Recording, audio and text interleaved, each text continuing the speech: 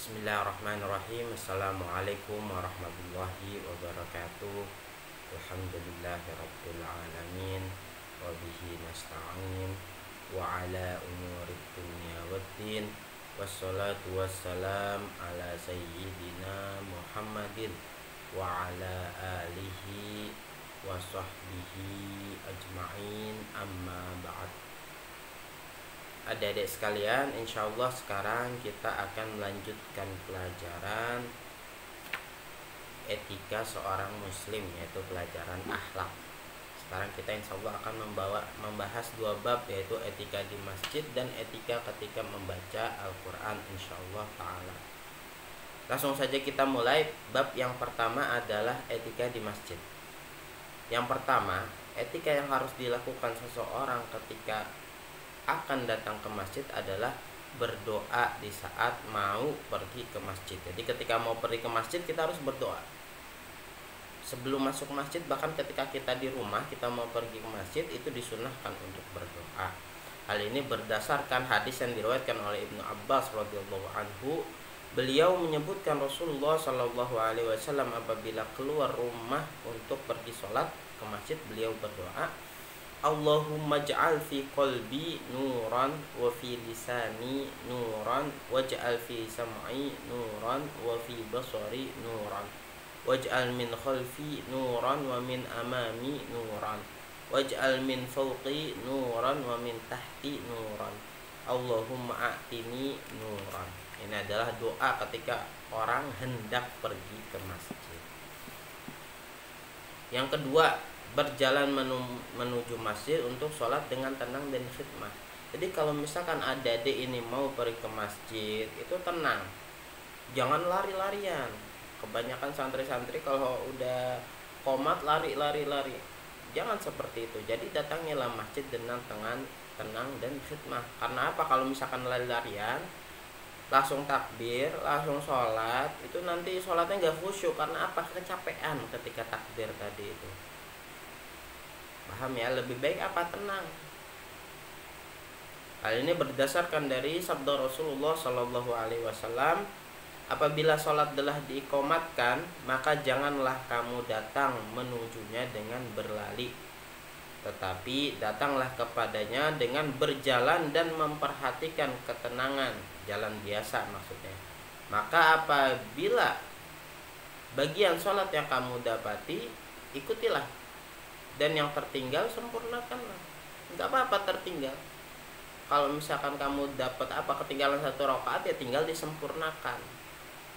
Kalau sudah mendapatkan semua rakaat, ya tenang.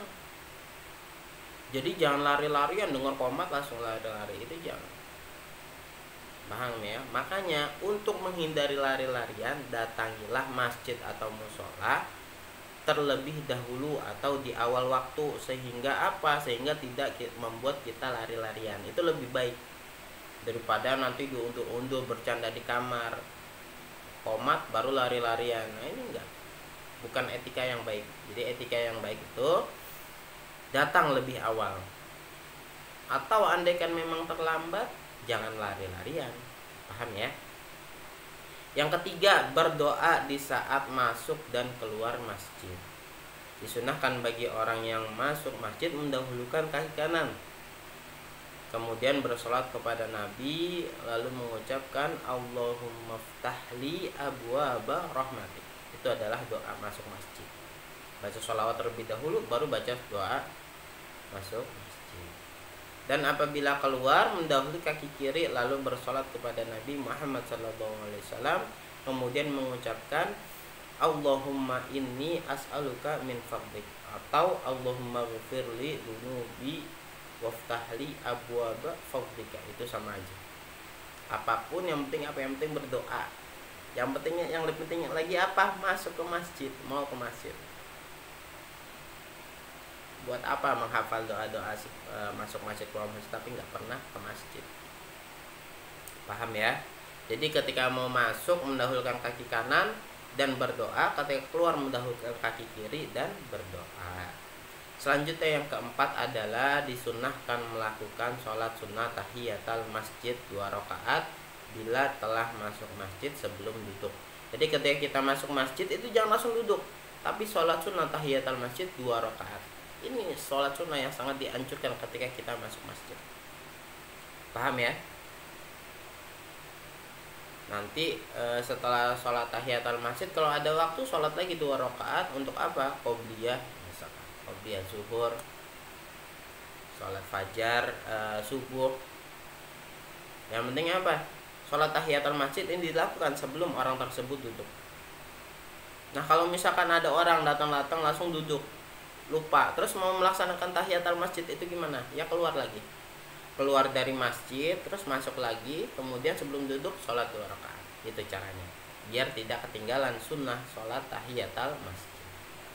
Hal ini berdasarkan sabda Rasulullah Shallallahu Alaihi Wasallam, apabila seseorang di antara kalian masuk masjid, hendaklah sholat 2 rakaat sebelum duduk. Ini adalah sholat tahiyatul masjid. Muttafaq alaih. Paham ya? Ini dianjurkan langsung oleh Rasulullah Shallallahu Alaihi Wasallam. Adapun yang kelima adalah dilarang berjual beli dan mengumumkan barang hilang di dalam masjid. Jadi nggak boleh bagi seseorang itu bertransaksi jual beli di masjid. Misalkan apa? COD HP di masjid, itu nggak boleh. COD jam tangan di masjid, itu nggak boleh, karena ada transaksi jual beli. Kalau misalkan di luar masjid, di luar gerbang masjid, itu nggak apa-apa. Tapi kalau di luar masjid tidak boleh. Paham ya? Caranya bagaimana kalau misalkan mau COD barang dan tempat yang paling enak itu di sekitar masjid? Ya kasih alamat di masjidnya itu apa, tapi jangan bertransaksinya itu di dalam masjid, tapi apa, di luar masjid, di luar gerbang kalau bisa. Paham ya? Sehingga kita bisa terhindar dari larangan Rasulullah yang melarang untuk bertransaksi jual beli di dalam masjid. Begitu juga apabila ada barang hilang, jangan diumumkannya di masjid. Duit hilang diumumkannya di masjid, padahal belum tentu hilangnya itu di masjid. Dan yang lainnya. Hal ini apa? Ada dasarnya. Dasarnya itu dari hadis Rasulullah Shallallahu Alaihi Wasallam. Apabila kamu melihat orang yang menjual atau membeli sesuatu di dalam masjid, maka doakanlah, semoga Allah tidak memberi keuntungan bagimu. Disuruh doa yang buruk kalau ada melaksanakan jual beli dalam masjid. Dan apabila kamu melihat orang yang mengumumkan barang hilang, maka doakanlah, semoga Allah tidak mengembalikan barangmu yang hilang. Hadis ini diriwayatkan oleh Imam Tirmidzi. Kemudian yang keenam adalah dilarang masuk ke masjid bagi orang yang makan bawang putih, bawang merah, atau orang yang badannya berbau tidak sedap. Halnya Rasulullah SAW bersabda, barang siapa yang makan bawang putih, bawang merah, atau bawang daun, maka jangan sekali-kali mendekat ke masjid kami ini, karena malaikat merasa terganggu oleh apa yang membuat manusia terganggu. Jadi misalkan kita habis main bola belum mandi, jangan ke masjid, mandi dulu biar wangi baru ke masjid. Karena masjid itu bukan masjid kita sendiri, masjid itu adalah rumah Allah, datang hamba-hamba Allah yang lain, sehingga kita harus apa, menjaga perasaan mereka, jangan sampai kita membuat mereka itu tidak nyaman. Misalkan dengan bau badan kita, habis olahraga nggak mandi langsung masjid, habis makan bawang nggak sikat gigi langsung ke masjid, atau yang lainnya. Paham ya? Juga apa, termasuk juga adalah rokok dan bau yang lain yang tidak sedap yang keluar dari badan atau pakaian. Makan buah durian misalkan, apabila mengganggu orang, sikat gigi terlebih dahulu. Makan jengkol, pete, itu pasti mengganggu orang. Maka apa, jangan langsung ke masjid, tapi sikat gigi terlebih dahulu, membersihkan diri. Misalkan habis ngupas-ngupas jengkol atau pete, ya ganti baju, biar tidak apa, intinya mengganggu orang lain karena bau yang kita miliki. Paham ya? Harus dijaga perasaan orang lain. Karena apa? Bukan hanya orang lain saja, bukan hanya manusia saja, karena malaikat juga benci hal-hal yang membuat manusia itu benci dari segi bau. Kasihan malaikatnya. Selanjutnya adalah yang ketujuh, dilarang keluar dari masjid sesudah azan. Jadi kalau misalkan sudah masuk masjid, azan, nggak boleh keluar lagi kalau nggak ada hajat yang penting. Mau jajan dulu misalkan, jangan seperti itu. Paham ya? Rasulullah SAW bersabda, apabila muazin telah mengumandangkan azan, maka jangan ada seorang pun yang keluar dari masjid sebelum sholat. Hadis ini diriwayatkan oleh Imam Ahmad. Yang kedelapan, tidak lewat di depan orang yang sedang sholat. Dan disunahkan bagi orang yang sholat menaruh sesuatu sebagai sutroh atau pembatas di depannya. Rasulullah SAW bersabda, kalau sekiranya ada orang yang lewat di depan orang yang sedang sholat itu mengetahui dosa perbuatannya, niscaya ia berdiri menunggu 40 tahun lebih baik daripada lewat di depannya. Rasulullah mengibaratkan menunggu 40 tahun untuk menunggu orang yang sholat itu lebih baik daripada lewat langsung di depan orang yang sholat. Paham ya? Ini hadis yang sahih, diriwayatkan langsung oleh Imam Bukhari dan Muslim. Selanjutnya yang kesembilan adalah tidak menjadikan masjid sebagai jalan. Rasulullah SAW bersabda, janganlah kamu menjadikan masjid sebagai jalan kecuali sebagai tempat untuk berzikir dan sholat. Kalau datang ke masjid ya sholat, ibadah, jangan cuma lewat doang. Yang ke-10, tidak menyaringkan suara dalam masjid dan tidak mengganggu orang-orang yang sedang sholat. Baca Quran jangan terlalu keras, kalau misalkan itu bisa mengganggu orang lain. Paham ya?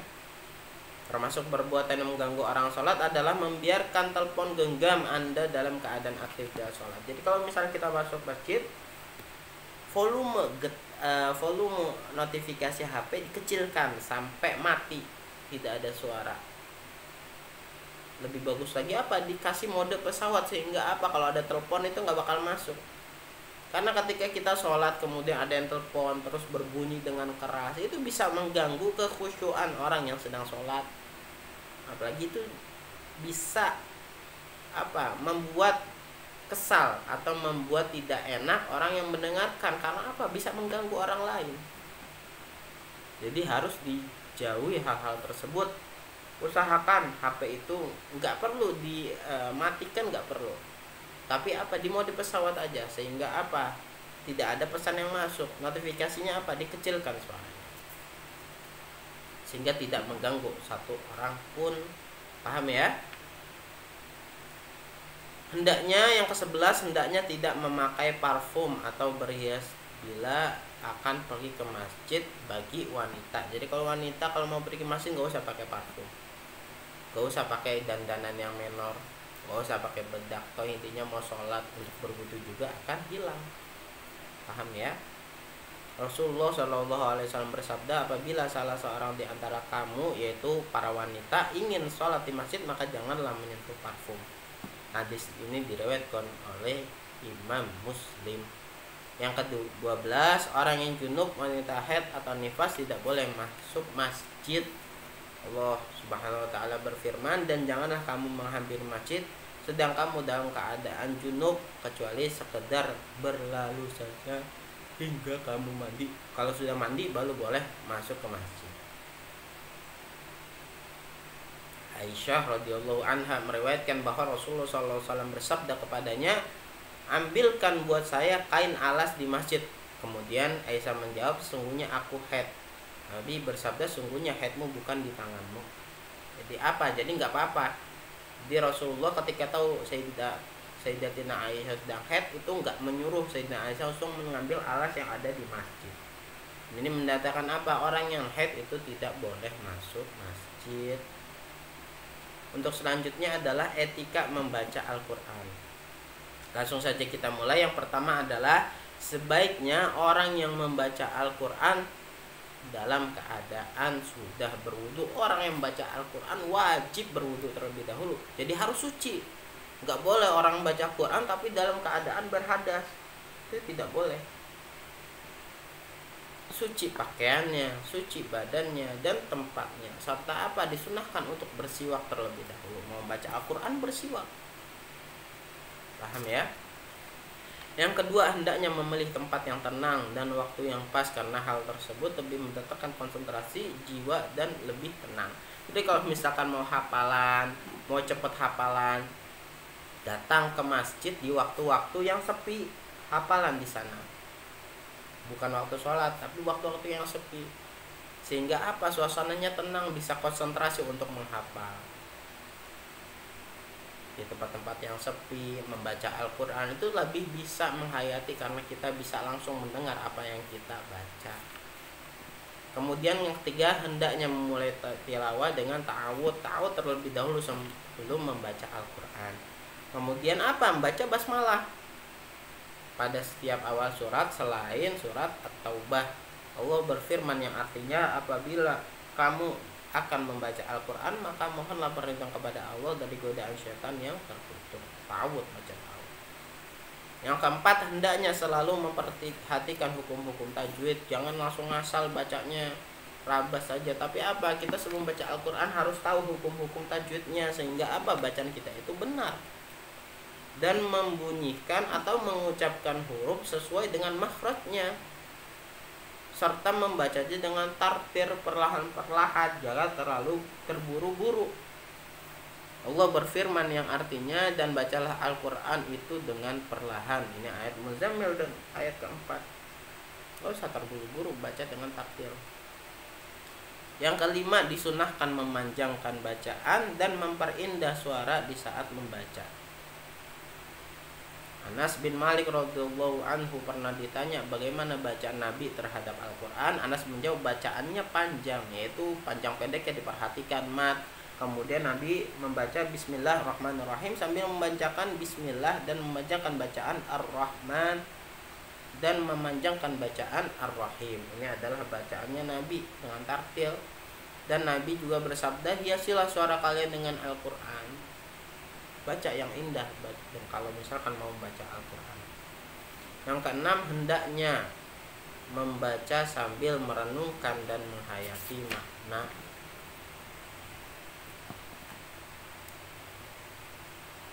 Jadi kalau misalkan kita mau baca Al-Quran, menghafalkan Al-Quran, itu lebih baik apa? Kita itu baca terjemah terdahulu. Baca terjemah terlebih dahulu, sehingga apa? Itu memudahkan kita untuk menghafal kalau kita tahu apa yang kita baca artinya. Saya sudah melaksanakan sendiri. Lebih mudah untuk apa? Menghafal Al-Quran ketika kita sudah tahu maknanya. Begitu juga apa? Ketika kita membaca, apalagi kita anak pondok belajar bahasa Arab, itu lebih mudah untuk memahami Al-Quran.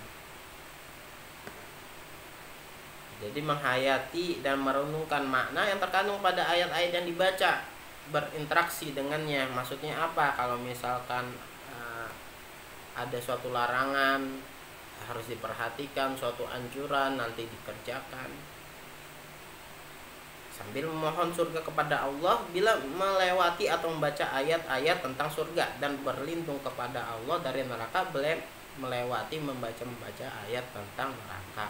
Allah berfirman yang artinya, ini adalah sebuah kitab yang kami turunkan kepadamu penuh dengan berkah, supaya mereka memperhatikan ayat-ayatnya dan supaya mendapatkan pelajaran-pelajaran dari orang-orang yang mempunyai pikiran. Ayat 29. Dan di dalam hadis Hudzaifah radhiyallahu anhu yang menuturkan, apabila Nabi melewati atau membaca ayat yang mengandung makna tasbih kepada Allah, beliau bertasbih. Dan apabila melewati bacaan ayat yang mengandung doa, maka beliau berdoa. Dan apabila melewati membaca ayat yang bermakna meminta perlindungan kepada Allah, beliau meminta perlindungan, memohon perlindungan. Hadis diriwayatkan oleh Imam Muslim. Paham ya? Direnungkan baca Al-Quran. Kalau misalkan syukur-syukur kalau sampai ada ayat yang membahas tentang neraka, kamu nangis karena apa? Paham maknanya. Jangan sampai kita jatuh ke neraka. Na'udzubillah min dzalik. Kalau membaca ayat-ayat yang berhubungan dengan surga, kita senang. Kita mohon kepada Allah untuk dimasukkan surga. Itu berarti kita menghayati membaca Al-Quran. Yang ketujuh, hendaknya mendengar bacaan Al-Quran dengan baik dan diam. Kalau misalkan ada orang yang membaca Al-Quran, kita ada di suatu majelis, maka dengarkanlah. Diam. tidak berbicara. Allah Subhanahu wa taala berfirman yang artinya, dan apabila Al-Qur'an dibacakan maka dengarkanlah baik-baik dan perhatikan dengan tenang agar kamu mendapatkan rahmat. Al-A'raf ayat 204. Kemudian yang kedelapan, hendaklah selalu membaca Al-Quran dan tekun membacanya dan mempelajarinya bertadarus hingga tidak lupa. Rasulullah SAW bersabda, peliharalah Al-Quran baik-baik karena demi zat yang diriku berada di tangannya, ia benar-benar lebih liar atau mudah lepas daripada unta yang terikat di tali kendalinya. Kalau nggak ditadarus akan lupa Al-Quran, apalagi bagi orang yang hafid, yang menghafalkan Al-Quran. 9. Hendaknya tidak menyentuh Al-Quran kecuali dalam keadaan suci. Allah Subhanahu wa taala berfirman yang artinya tidak akan menyentuhnya kecuali orang-orang yang disucikan. Al-Waqiah ayat 79. Yang ke-10, bagi wanita yang haid dan nifas membaca Al-Quran dengan tidak menyentuh mushaf itu boleh. Jadi bagi orang yang haid dan nifas membaca Al-Quran tanpa menyentuh mushaf itu boleh.